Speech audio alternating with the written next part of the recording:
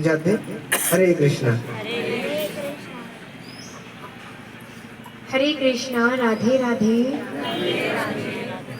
आप जिस स्थान पर आए हैं इस स्थान बन है और यहाँ पर ब्रज मंडल में जब भी आप भ्रमण करने के लिए आओगे तो ठाकुर जी की लीलाओं का ही आनंद लोगे, क्योंकि हमारे ठाकुर की लीलाएं तो अनंत हैं। कहते हैं ना, हरि रूप अनंत, हरि कथा अनंता। इसी प्रकार हमारी अनेक लीलाओं का वर्णन भांडीर वन में है, लेकिन जो सबसे मेन प्रथम लीला है वो हमारी राधा रानी के विवाह की मानी जाती है, जिसके लिए हमारा स्थान भी विख्यात हुआ। बोला जाता है ना, राधा कृष्ण विवाह स्थल भांडीर वन। लेकिन सनातन धर्म में श्रीमद् भागवत जी को सबसे बड़ा ग्रंथ माना जाता है। जब आप उसका कवि अध्ययन या श्रवण करोगे तो आपको ज्ञात होगा कि उसमें पूर्ण श्रीमद् भागवत जी में राधा रानी का कहीं भी नाम नहीं आता, क्योंकि जो सुखदेव जी थे ना वो राधा रानी को परम गुरु मानते थे, तो एक नाम से ही 6 महीने की समाधि लग जाती थी। अब जब नाम नहीं है तो विवाह का प्रमाण श्रीमद् भागवत जी में कैसे हो सकता है। लेकिन श्रीमद् भागवत जी को छोड़ के अनेकों ग्रंथों ने राधा रानी के विवाह का प्रमाण दिया, जैसे गर्ग संहिता, स्कंद पुराण, ब्रह्म वैवर्त पुराण, आदि वराह पुराण, गोपाल चंपू, पीयूष कृष्णायन। अनेकों ग्रंथ हैं जो लाडली जी के विवाह का प्रमाण करते हैं। गर्ग संहिता के 16वें अध्याय में विवाह का जो वर्णन है वो विस्तारित पूर्वक है कि ठाकुर जी 2 वर्ष के थे। नंद बाबा उनको भांडीर वन लेके आए थे, क्योंकि देखो जो छोटो बालक रहे ना वो बड़ो परेशान करे, तो यशोदा मैया जो भी काम करती थी और लाला को तो पहले बचपन थी नटखटो, आपको काम ही जी रहे तो मैया के काम में तोड़ फोड़ करो। तो मैया इतना परेशान है कि बाबा ते बोली कि जी लाला कोई बड़ो परेशान करे, तुम गैया चरावे जातो तो जोगे तुम अपनी संग ले जाओ। तो लाला ने जब बाहर जावे की बात सुनी तो लाला बड़ा खुश हुआ कि आज मैं बाहर जाऊंगा और मैं हूँ देखूंगा कि बाबा कहाँ गैया चराते हैं। तो बाबा लाला को डराने लगे कि लाला बहुत घनो जंगल है, बहुत बड़े बड़े जंगली जानवर है, तो ही खा जाएंगे। बाबा लाला बोलो ना बाबा मुझे जानो तो देखनो है कहाँ तुम गैया चराओ। तो और जब लाला हट पड़ेगा तो बाबा तो स्वीकृति देनी पड़ेगी। तो बाबा जैसे ही लाला को लेके भांडीर बनाए, मौसम अच्छा था लेकिन लाला का प्रवेश होते ही पूरा मौसम बदल गया। बहुत तेज तूफान आया, घनघोर बादल छा गए, दिन में भी तारे टिमटिमाने लगे। बाबा डर गए और इसी भांडीर वट की आड़ लेके छिप गए। मान्यता बताई जाती कि जिस जगह वो छिपे थे आज भी वहाँ पे राधे श्याम नाम के दर्शन होते हैं और ठाकुर जी की छवि नजर आती है भांडीर वट में। तो फिर क्या देखते हैं, जो तूफान था वो शांत हुआ, एक तेज प्रकाश दिव्य उत्पन्न हुआ। जैसे ही नंद बाबा ने प्रकाश का दर्शन किया उनकी आंखें बंद हो गई, क्योंकि हम लोग तो एक सूरज की तरफ ही नहीं देख पाते, वो तो हजारों सूर्यों के समान था। प्रकाश भी शांत हुआ। नंद बाबा ने अपनी आंखें खोली तो एक सुंदर कन्या का दर्शन पाया। तो बाबा बड़े आश्चर्यचकित हुए कि अभी तो तूफान था, लाली तो कौन है और कहाँ से आई है, अपना पूर्ण परिचय दे। तो राधा रानी ने अपनो नाम बन सखी बताया और बोली बाबा तुम्हें भयभीत देखते हुए हो, तुम्हारे पास आई हूँ। फिर हमारी श्री जी की निगाह जो बाबा पे लग रहे गोदी में लाला पे गई और बोली बाबा तुम्हारा लाला तो बड़ा सुंदर है, चाहे तुम वो गोदी में दो। बाबा बोले देख लाली ऐसे तो लाला को ना दूंगो, पहले तू अपना पूर्ण और सही परिचय बतावेगी जब ही तो लाला को दूंगो, क्योंकि मैं तो ना बहुत दिनों से गैया चरावे आ रहा हूँ पर मैंने तो तू आज तक ना देखी, और तू इतनी छोटी सी जब मौसम को देख के भयभीत ना भई, जो मैं इतना बड़ो जब मौसम को देख के भयभीत है वो। क्योंकि बाबा डरते थे, कंस नित्य प्रतिदिन किसी न किसी दैत्य को भेष बना के कान्हा को मारने के लिए भेज ही देता था। तो बाबा ने सोची पता नहीं कंस की कौन सी नई लीला हो। तो फिर जब इतनो आग्रह हमारी श्री जी ने नंद बाबा को सुनो तो नंद बाबा को दिव्य रूप का दर्शन मिला। जैसे ही नंद बाबा ने लाडली जी के दिव्य रूप के दर्शन पाए, उन्हें नतमस्तक प्रणाम करो।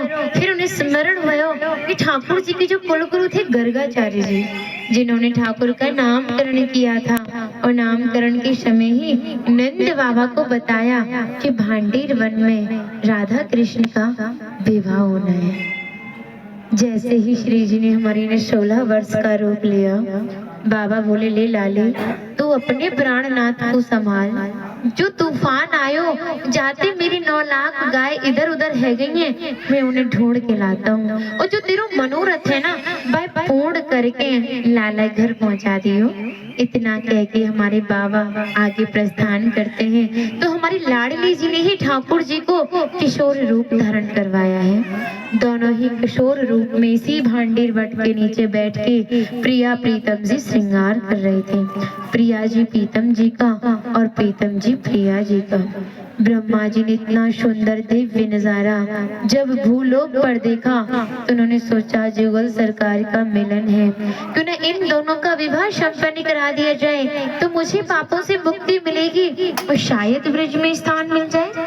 यही सोचकर हमारे ब्रह्मा जी ने यहाँ पे विवाह संपन्न कराया है। हमारे हिंदू धर्म में रिवाज होती है ना कि एक पिता अपनी बेटी के पीले हाथ नहीं कर देगा या कन्या का दान नहीं कर देगा, तब तक विवाह संपन्न नहीं होगा और बेटी पराई नहीं मानी जाएगी।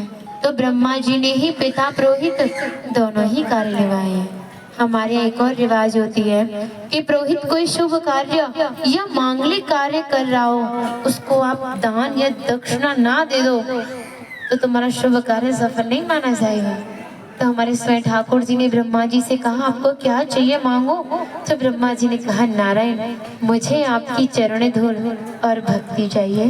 तो ठाकुर जी ने तथास्तु बोला। तो ब्रह्मा जी उनके चरणों में से धूल ले जाकर जो पुष्कर राजस्थान में उनका मेन मंदिर है, वहां पे भक्ति की थी।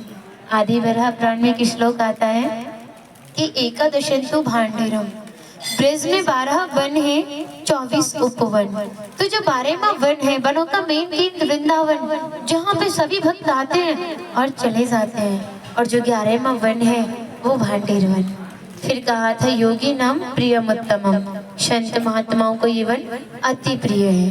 फिर कहा था, तस्य दर्शन मात्रेण, इसके दर्शन मात्र से ही नरो गर्भ न गच्छति, दोबारा किसी भी माँ के गर्भ में जाना नहीं पड़ता। फिर कहा था, भांडीरम समन प्राप्य बनाना वनमोत्तमम, यानी ये जो भांडीर वन है ये सभी वनों में सबसे उत्तम और श्रेष्ठ वन है, क्योंकि ये हमारी प्रिया जी की विवाह स्थली है। फिर कहा था, श्री वासुदेवम ततो दृष्ट्वा पुनर्जन्म न विद्यते, जो भी भक्त भांडी वन में प्रवेश करेगा, श्री वासुदेव जी का दर्शन करेगा और भंडारे में दान इत्यादि करेगा और पुनर्जन्म गर्भ यातना से मुक्त हो जाएगा। आप जिस भांडेर वट के नीचे बैठे हो, ये नॉर्मल वृक्ष नहीं है, श्रीमद् भागवत जी में प्रमाणित है भांडेर वट। इसका एक श्लोक आता है 10वें स्कंद की 18वें अध्याय में 22वां श्लोक कि ब्रह्मंदो बाहि मानस्य 4 यंत्रस्य गोदनम भांडीरकम नाम वटम जम्बू कृष्णा प्रोगमा। कृष्ण कालीन में भांडेर वट इतना विशाल था कि 4 योजनों में फैला हुआ था और वृंदावन तक शाखाएं थी। तो पिछले टाइम में पुल नाव नहीं होते थे, ठाकुर जी भांडेर वट की शाखाओं पर चढ़ के ही यमुना महारानी को पार करते थे। और मान्यता बताई जाती है कि ठाकुर जी की जो 9 लाख गाय थी वो यहाँ बैठ के विश्राम करती थी। तो माता जो भी प्रसादम रख देते थे, माखन मिर्ची रोटी इत्यादि, सभी ग्वालवाल एकत्रित होकर दोपहर का भोजन लेते थे। और आप कभी किसी विवाह में जाते हो तो बिना प्रसाद के आते हो? नहीं आते ना। अब तो लाडली जी की विवाह स्थली आए हो, तो बिना प्रसाद के कैसे जा सकते हो? यहाँ पे राधा कृष्ण में मल्ल कीड़ा हुई, तय किया गया कि जो भी हारेगा उसको भंडारा करना होगा। ठाकुर जी हार गए थे श्री लाडली जी से, तो ग्वाल वालों के साथ मिलकर यहाँ पे भंडारा किया। उसी के नाम पर इस स्थान का नाम भांडेर वन पड़ा। तो यहाँ पे सबसे बड़ा विशेष फल भंडारे का भी माना जाता है। अधिकांश भक्तों के मन में विचार होता है कि जहाँ पे ठाकुर जी ने भंडारा किया वहां पर हम भी करें। जो पूर्ण सक्षम होते हैं वो करते हैं, जो नहीं है वो हमारे भंडारे में ही दान डालते हैं। जिसे हम अपनी दिनचर्या में भी लेते हैं और भक्तों को भंडारा भी खिलाते हैं। यहाँ पर ठाकुर जी ने ब्रजवासियों से टूक मांग के पाई, जिसका नाम दिया मधुकरी, जो कि आज भी संत ब्रजवासियों से पका हुआ भोजन भिक्षा स्वरूप मांग के पाते हैं, उसी को मधुकरी कहते हैं। तभी शास्त्रों में बताया कि जब तक ब्रजवासी की कृपा नहीं होगी, ठाकुर जी की कृपा बड़े दूर की बात है। सर्वप्रथम ब्रजवासी की कृपा होना बहुत जरूरी है, जब भी ठाकुर जी कृपा करते हैं, क्योंकि जो ब्रजवासी अगर कृपा कर दे ना, तो हमें सहज ही भक्ति प्राप्त हो जाती है, जो कि बहुत ही दुर्लभ है। ठाकुर जी अगर जिसको भक्ति प्रदान कर दे, समझो खुद अपने आप को ठाकुर जी ने भक्त को समर्पण कर दिया। और यहाँ पर यज्ञ पत्नियों ने, ब्राह्मण पत्नियों ने ठाकुर जी को भोजन प्रसादी खिलाई है, क्योंकि इस भांडीर वट का एक और श्लोक श्रीमद् भागवत जी में आता है कि विद्वान मुखेन तान वृक्षाद योगादेशो व्योम जयत तापश्चातिक्षो मणि पुनर्भांडीर मापिता। यानी पूरे जंगल में आग लग गई थी, तो ग्वालवाल उसी अग्नि से जलने लगे। तो कान्हा बोला, ये जो भांडीर वट है, आप इसके नीचे आंख बंद करके लेट जाइए और ये महसूस कीजिए कि शीतल ठंडी हवाएं चल रही हैं। ठाकुर जी ने पूरी अग्नि को ही मुंह में पान कर लिया था। हमारी राधा रानी ने इस स्थान के बारे में बहुत ही विशेष बात कही।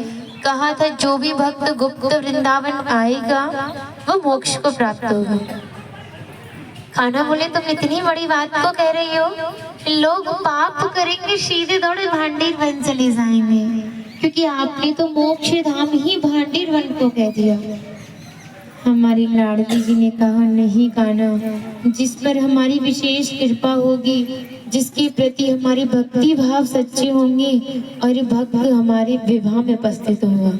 यानी जब राधा रानी का विवाह हुआ था, तो अनेकों जीव विवाह में उपस्थित था, पर मनुष्य रूप किसी का नहीं था। तो भक्त अपने आप को कीड़े मकोड़े, घास फूस, पतझड़, पक्षी इत्यादि मानते हैं। जो भक्त उनके विवाह में उपस्थित था, उस भक्त की पहचान है कि वो कई बार वृंदावन आता है, जब जाके गुप्त वृंदावन आता है। और डायरेक्ट नहीं आएगा, बीच में माध्यम जरूर रहेगा। सारा श्रेय उसी माध्यम को जाएगा, जो आपको ऐसे दिव्य स्थान पर पहुंचाएगा। और जो भी भक्त भांडीर वन में प्रवेश करता है, यहाँ की प्रसादी पाता है और एक रात्रि निवास करता है, वो इस ब्रज गोलोक धाम से ठाकुर जी के गोलोक धाम में जाता है। राधे राधे, राधे राधे। भांडीर वन में आप दर्शन करेंगे बलराम जी का। ब्रज मंडल में जितने भी दैत्यों का उद्धार किया, वो हमारे ठाकुर श्री कृष्ण ने किया। एक दैत्य था जिसका नाम था प्रलम्बासुर, जो कि हमारे प्रहलाद जी के वंशज का था। जब भगवान विष्णु ने नरसिंह का अवतार लिया और हिरण्यकश्यप का वध किया, तो प्रहलाद जी से वचन दिया कि मैं तुम्हारे वंश का कोई भी हत्या नहीं करूंगा। उसी कारणवश हमारे दाऊ भैया ने उनका उद्धार किया है। तो यहाँ पे शेष अवतार सामने रंग में दाऊ भैया का दर्शन है। ब्रज के राजा हैं दाऊ भैया, बल और बुद्धि के दाता हैं और आदि सृष्टि के गुरु हैं। और कहते हैं ना, दाऊ सो दाता नहीं ब्रज में कोई एक, और दीनन की रक्षा करे काटे विघ्न अनेक। तो ये दाऊ भैया का दर्शन है आपको। और आप भांडीर वन में कुएं का दर्शन करोगे या कर लिया होगा। ये जो कुआं है नॉर्मल नहीं है। अच्छा, ये जो कुआं है नॉर्मल कुआं नहीं है। इसकी मान्यता हमारे 4 युग से बताई जाती है। जैसे कि प्रथम युग था सतयुग, और भगवान विष्णु का प्रथम अवतार था मत्स्य अवतार। तो जो सत्यव्रत नामक राजा थे, जिन्होंने मछली रूपी बनी भगवान विष्णु को 4 पहर के लिए इस कूप में रखा, तो इस कूप का नाम मत्स्य कूप पड़ा। त्रेता युग में राम जी के अवतार में यही कुआं यक्ष कूप के नाम से भी जाना गया। द्वापर युग में ये कुआं छिप गया था, तो ठाकुर जी ने लीला को रचित किया। कंस का लीचा हुआ दूध वत्सासुर राक्षस, जो गायों का वेश धारण करके बछड़ों में छिप के आ गया था, तो ठाकुर जी ने उसका उद्धार किया। उन्हें गौ हत्या का श्राप लगा था। उसी शुद्धिकरण करने के लिए ये कुआं बंसी से उजागर किया और 33 कोटि देवी देवताओं को आवाहन किया। सभी ने अपना जल छोड़ा। कान्हा ने स्नान करके शुद्धिकरण की और पवित्र हुए। यहाँ से एक ऐसी मान्यता शुरू हुई कि जिन माता बहनों पर बच्चे नहीं होते या जिनके गर्भ खंडित हो जाते हैं या जिनके पास सिर्फ बेटियां हैं या जो भी भक्त रोग से ग्रस्त है, वो भक्त या माता बहनें सोमवार की जो अमावस्या होती है उसको सौमती अमावस्या बोलते हैं। उस दिन आती हैं, कुएं के अगल बगल कुंडियां बनी हुई हैं, उसमें स्नान करती हैं और गाय के गोबर से स्वास्तिक बना के वो अपनी मनोइच्छा को फल प्राप्त करती हैं। उस दिन जो कुएं का जल है वो दूध में बदल जाता है, क्योंकि जो हमारे भगवान विष्णु हैं वो क्षीर सागर में निवास करते हैं, तो उस दिन उनका भी आवाहन होता है। उन्हीं के प्रभाव के कारण पानी आज भी दूधियापन में बदलता है। और चौथा युग चल रहा है।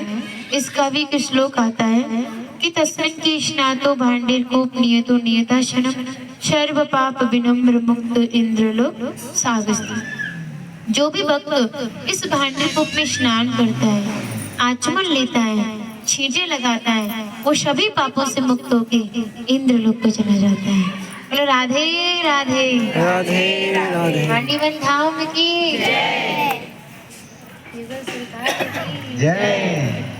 इंदुलेखा माता जी की जय। ब्रजवासी भक्त वृंद की जय। श्रील प्रभुपाद की जय। समवेत भक्त वृंद की जय। सब माता जी को बहुत बहुत धन्यवाद और हम बहुत आभार हैं कि उन्होंने इतना व्यस्त रहने के बाद भी हमें कथा सुनाया। उनके लिए 3 बार हरि बोल बोल के हम उनकी आभार व्यक्त प्रकट करते हैं। हरि बोल, हरि बोल, हरि बोल, हरि बोल।